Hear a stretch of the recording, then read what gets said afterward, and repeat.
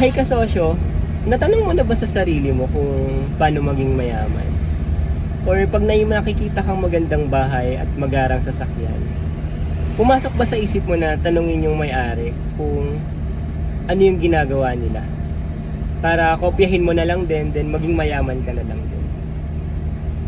Kung natanong mo na yan sa sarili mo, welcome sa vlog ko. Ako si Jonathan Alina and 10 taon na ako sa pagiging empleyado at ngayon 5 taon na sa pagiging negosyante.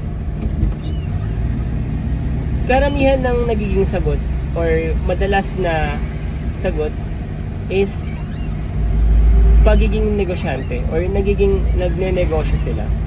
Kaya ngayon, tinatahak ko yung pagiging negosyante kasi gusto kong gayahin. So, ang na-realize ko, pag nakuha mo yung mindset nila, is magiging mayaman ka na din.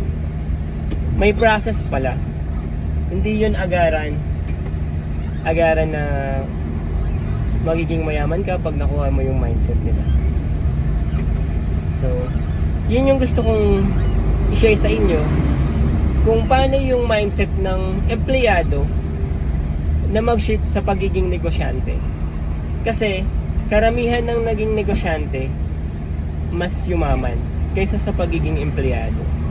Kaya doon tayo sa pagiging negosyante. Gusto ko din i-share sa inyo na pwedeng maging negosyante or pwede kang mag-start ng negosyo kahit wala kang kapital. Kasi alam ko hindi nagkulang yung Diyos natin o hindi nagkulang ang Diyos sa'yo at sa akin para magsimula ng sariling negosyo. Kung anong meron ka, kung anong abot mo, kung anong kaya mong gawin, simulan mo na. Kung isa kang empleyado at alam mo sa sarili mo na may kaya ka pang gawin or may gusto ka pang gawin na alam mo pag ginawa mo yun, magiging successful ka, gawin mo, mag-start ka. Tulad na itong pagbablog ko, matagal ko na itong gustong gawin, pero ngayon ko lang nagawa kasi feeling ko ngayon yung time na may ma-share na akong mga mahalagang bagay or may pwede na silang matutunan or pwede na kayong matutunan sa akin. At alam ko, ikaw na nanonood, gusto mo din gawin yung gusto mo nang gawin sa buhay mo, pero hindi mo magawa dahil nga nakatali ka sa pagiging empleyado or hindi mo magawa kasi may mga pumipigil sa'yo or feeling mo i-judge ka ng mga nakapaligid sa'yo. So, bilang isang business owner or sa business owner mindset, pag naging wala ka ng hiya or wala ka ng hindi mo na iniisip yung pwedeng isipin ng iba, mas uunlad ka or mas magiging madami kang magagawa kasi hindi mo iniisip yung pwede nilang sabihin. Mahirap tumawid sa pagiging negosyante kung isa kang empleyado. Dahil unang-una, yung income na pwedeng mawala sa'yo. Na ang hirap isipin na wala kang matatanggap every katapusan or quincenas or every Sunday kung kailan may sahod na. Para sa akin, hindi naman kasi mawawala yung income mo eh. Pwede siyang mabawasan, pero pwede din siyang madagdagan. Kasi pagkatapos, pag ginawa mo naman na yung gusto mong gawin at kumikita ka na,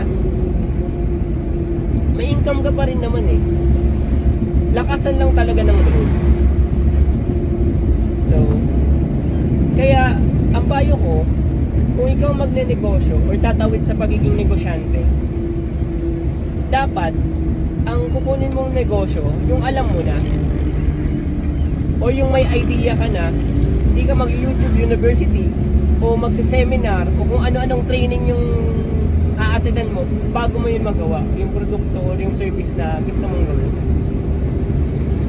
Isa sa kwento o isa sa hindi ko makakalimutan nung nagsisimula ako ng business, yung Bibang yung business ko. Yung Bibang is bamboo alkansya na may Ipon Challenge concept. May sticker siya na Ipon Challenge. Pumunta ako sa isang sikat na native or nagbibenta sa mga mall ng sa may-ari o doon sa production nila. Yung production nila, malaking bahay na nandun yung factory. Pili, native na gamit, bag, mga pasalubong sa, parang pasalubong sa church. Then, nung pumunta ako doon,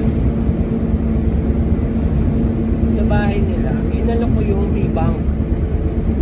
Ang unang-unang tanong sa akin nung nag-attend ka ba sa akin nung nag-attend ka ba nung business chamber sa Capitol? Yun. Yung unang-una yung tinanong. Sabi ko, nag-attend po ako last time pero baka parang hindi ko kayo, parang yung batch ko na yun, hindi ko kayo yung isa sa speaker. Okay. Tinanong niya ako kung ano yung binibenta ko. Kung yung sticker ba o yung concept ba na Ipon Challenge or yung bamboo. Then sinagot ko na ang binibenta ko po dyan yung concept na pag nag-ipon ka, malalaman mo kung yung ipon mo and may goals, malalaman mo kung matapos ka na or kung parang na-excite ka na mapuno po yun. Okay. Sabi niya, hindi ko kasi ito maibibenta sa store. Sabi niya siya, kung wala sana itong varnish and sticker, kung pure bamboo lang siya, tapos makinis, maganda, kukunin ko to kahit magkano mo ibenta or kahit 100 plus mo to ibenta. Na-realize ko, meron na palang market or kaya ko nang gawin yun. Pwede ko na yun gawin, nandun na kahit hindi na ako mag-print, papagandahin ko na, papalupitin ko na lang sana. Yung buong isip ko is, ibenta yun ng may concept na gano'n. Tapos na-realize ko, kung tinuloy ko pala yun, na pagandahin na lang, or palupitin na lang yung produkto na yun, yung bamboo lang itself, na papagandahin ko lang, ang dami ko sana palang mabibenta dun sa shop nila. Dapat pala, alam na alam mo kung ano yung tinitinda mo. Isa yun sa opportunity na na-miss ko. Nung nagsisimula pa lang ako. Kasi hindi ko alam kung ano talaga yung binibenta ko. Kahit ako nun, nung tinanong ako, narattle ako nun kung ano ba talagang binibenta ko. Yung concept o yung mismong bamboo. Kaya isa yun. So, yan guys. I-share ko sa inyo yung mga kamalian and mga tips na pwede kong ma-share sa inyo or pwede nyo makuha sa akin. And samahan nyo ako sa pagtaha ko or pag-journey ko sa pagpapalago ng business, which is yung 3 branch ko this 2025, gagawin natin 30 branch. So, i-share ko yung journey ko dyan. Ngayon, pupunta tayo sa isang branch natin para mag-deliver ng mga supply. So, bye guys, ingat kayo and I know God's love you and I love you tulad ng sinasabi namin sa mga kasosyo. Pass it on.